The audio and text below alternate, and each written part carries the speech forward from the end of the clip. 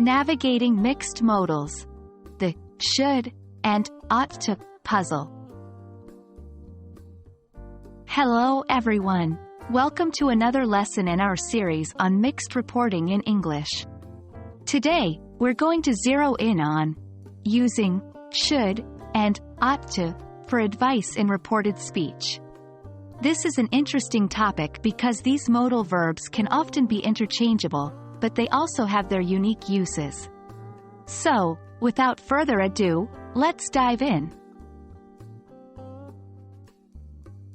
Should and ought to are both modal verbs that we use when we want to give advice or make recommendations. They both express the same general idea, but are used in slightly different contexts. Let's start with some examples. Direct speech. 1. You should eat healthier foods. 2. You ought to eat healthier foods.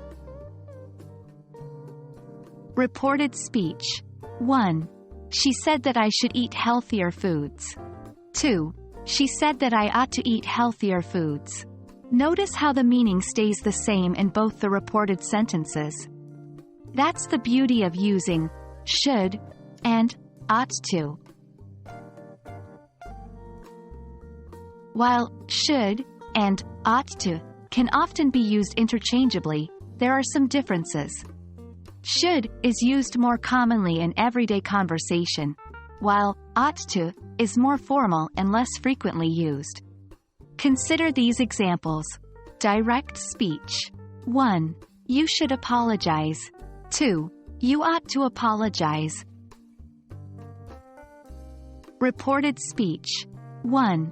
He advised that you should apologize. 2. He advised that you ought to apologize.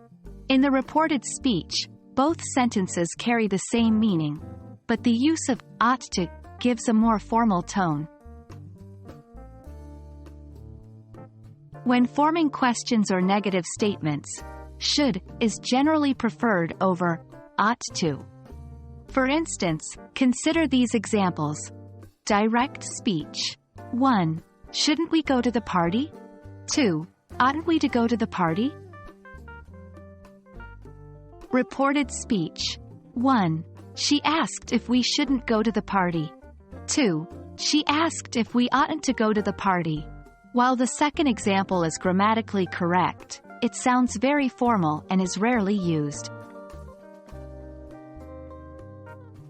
And that's it for today's video on using should and ought to in reported speech.